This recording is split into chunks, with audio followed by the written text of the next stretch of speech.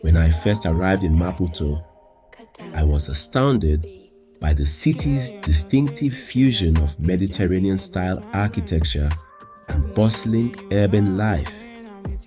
The warm coastal breeze from the Indian Ocean welcomed me.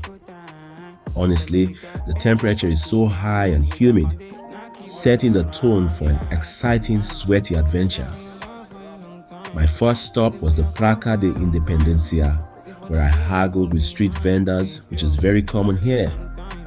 The city reminds me of Lagos. The resilience and determination of street vendors paint a vivid picture of survival and community spirit. These vendors, often overlooked, are the backbone of the informal economy, working tirelessly to provide for their families and contribute to the local economy.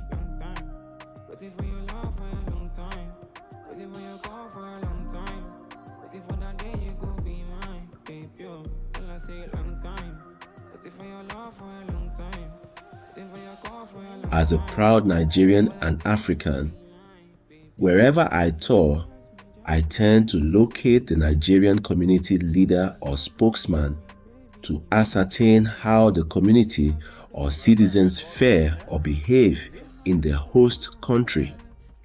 This journey takes us across continents, unveiling the vibrant tapestry of Nigerian communities thriving in diverse cultures and environments. Central to these communities are leaders who serve as speakers and advocates. These individuals play crucial roles in mediating between the community and local authorities, ensuring that the voices of Nigerians are heard and their needs addressed. They organize cultural events, provide educational resources, and often act as liaisons during times of crisis. So I'm here with my friend. He's a taxi driver. Yeah. He's a taxi driver here in Maputo. My friend, tell me what's your name? My name is Cirilo. Cirilo, where are you from? I was born here in Maputo, Mozambique. Yeah.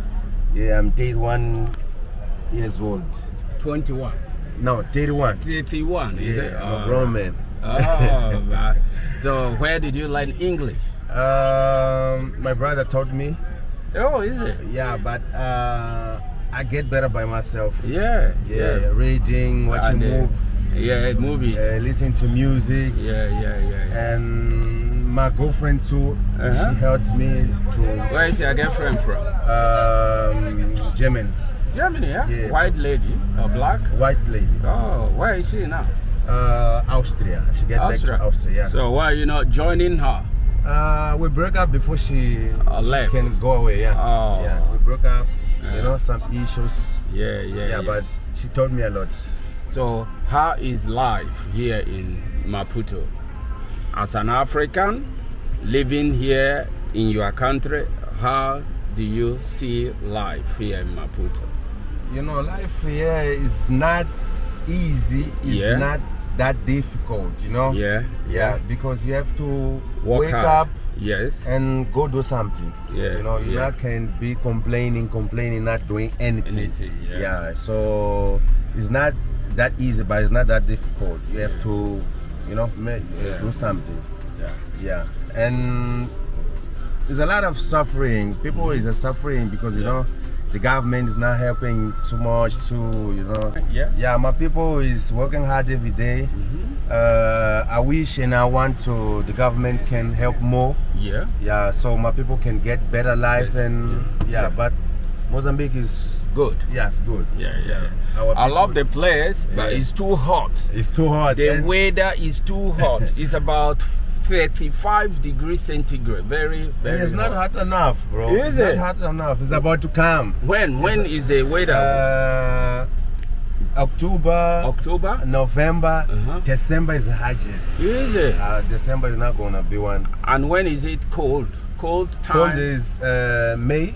May. June and July. July. It's a bit cold, is it? Yeah, big cold. Right. Big cold is June. Yeah, June, my friend. All right. Yeah. So you guys, if you are coming within this period, come around June. If you don't want to experience too much heat, come around June, July. You said June and July. June and July. Yeah. So my next visit, this time I'm on a special mission to meet with a Nigerian community leader who has been a bridge for many, connecting Nigerians in Mozambique and fostering a sense of belonging.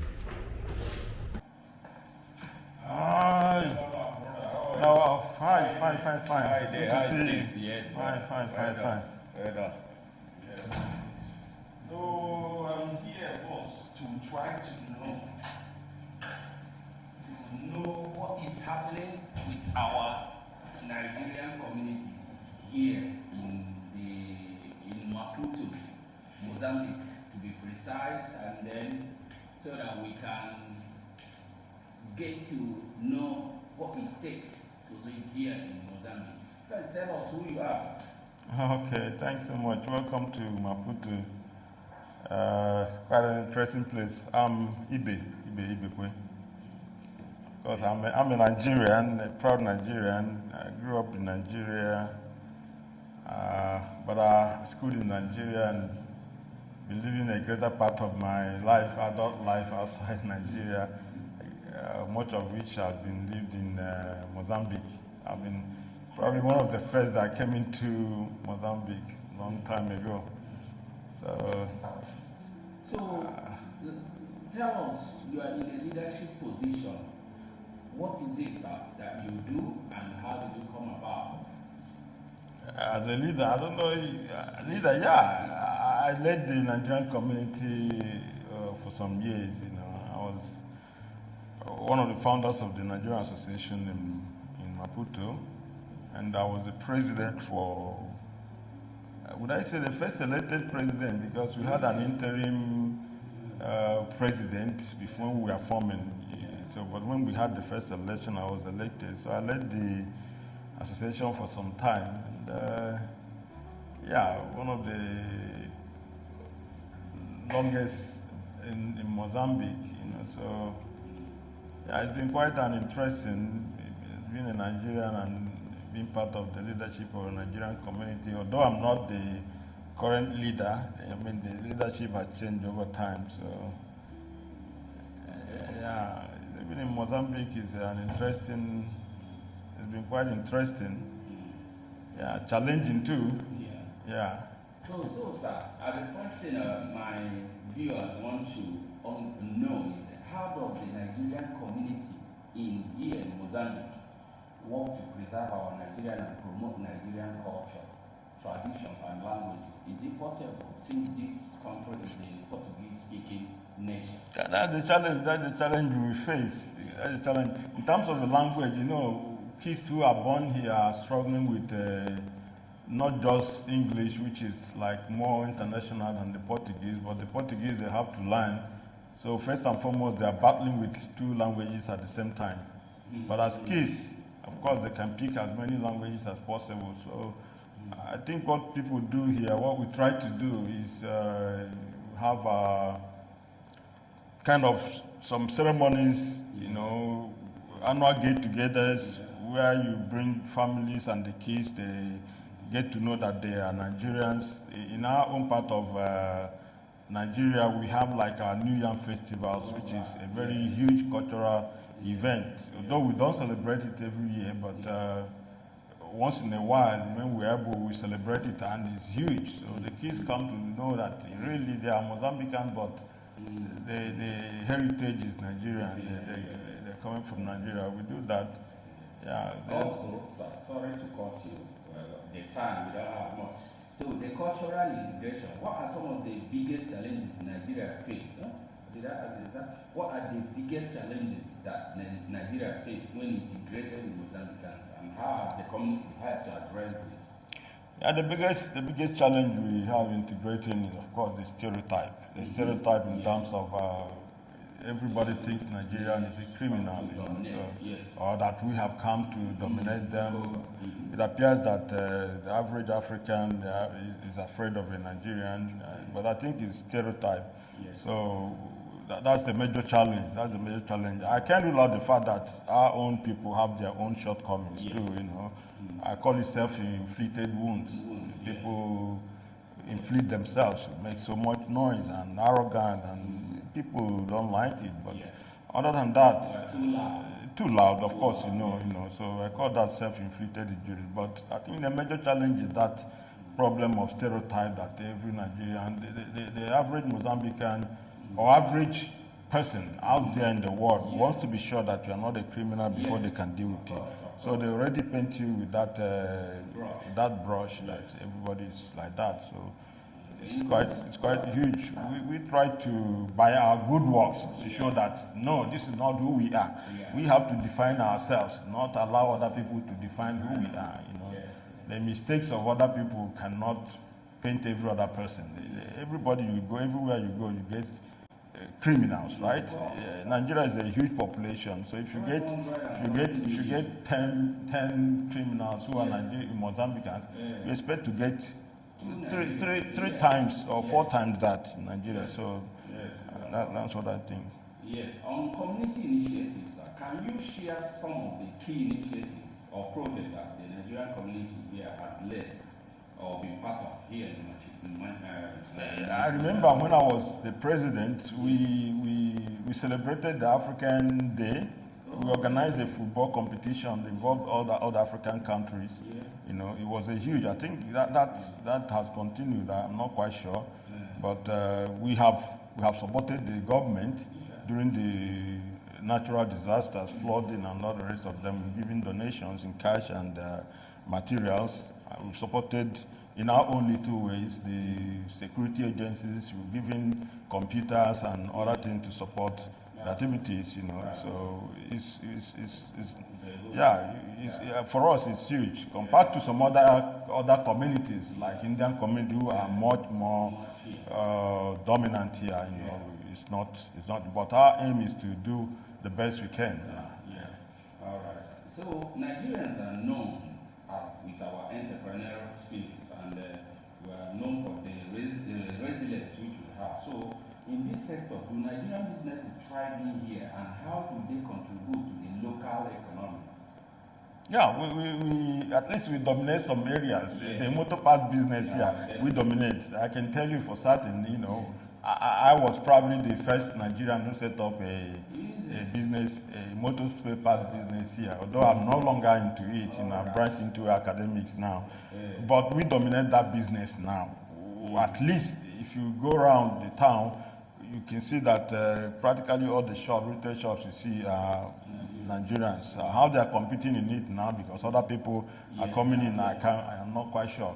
But there is one thing I will always say that we did. You see, when we came here newly, the average Mozambican didn't know it was possible for a black man to own a business. Everybody was either a white man or an Indian man. But when they started seeing a Nigerian, a black man, that's when it came to them like, oh, this is possible. And we could start it from a small, what they call baraka here, and before you know it, it grows. So that's one contribution we make. And the average Nigerian here is not looking for any job. The average Nigerian can create his own job. So we are not competing with anybody. We are not taking anybody's jobs. And on average, and no scientific study done, but then I can estimate that on average, every Nigerian here employs about 2-3 people, and at least paying the minimum wage. Okay. Of course, tax is compulsory. You have to pay. It's not like back at home where people don't pay tax. You have to pay tax here. So in terms of finally, opportunities, what are the primary socio-economic challenges Nigerian immigrants face, and how do you see the community addressing these in the near future? Okay, Mozambique is growing. Mozambique is probably one of the fastest growing economies, the oil and gas industry. I don't see any Nigerian participating in that area, of course, because of the capital intensive nature of such areas. So there are a lot of opportunities. It is the bedrock of the Mozambican economy now, So I hope that some Nigerians, bigger people with capital, probably the kind of investment we used to bring is no longer what Mozambique needs. So they want bigger investment. So there is opportunity, and I can tell you for certain, irrespective of what anybody says, Mozambique is a friendly place people can live. As long as you can organize yourself, work according to the rules. Mozambique is a place that is governed by laws. You don't mess up and you get away with it, So there are a lot of opportunities, challenges, of course. The language is a challenge. Yeah, for some of us who have lived there longer, we can speak fairly good Portuguese. I teach with Portuguese and I interact with Portuguese, but that's a major challenge. There are Nigerian banks here now. UBA is here, SS Bank is here. So I'm sure businesses move banks move where the business people go to. So the opportunities, getting the resident permit is becoming each day harder. The cost is increasing every day. So that's a major challenge, But I think it's something that Nigerians are resilient, something they can always find a way of overcoming, So yeah, I see a lot of opportunities going forward. It's still a virgin land, I can tell anybody. Still a virgin land, but there are challenges. But those challenges are not insurmountable. You can surmount them, Yeah. Thank you, sir. Thank you so much. So it's a pleasure speaking with you. Thank you. Hopefully I'll go on the street to see Nigerians. Please make sure they take you to the fish market and make sure you enjoy fish, eh? Yes. When I get visitors, that's where. Thank you so much. Thank you. Thank you so much. Yeah. Coming up in the next episode, the golden era of Mozambique cinema.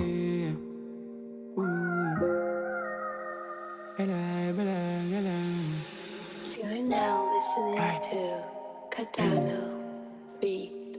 Girl, you know, say this in your party, just see they bust my brain.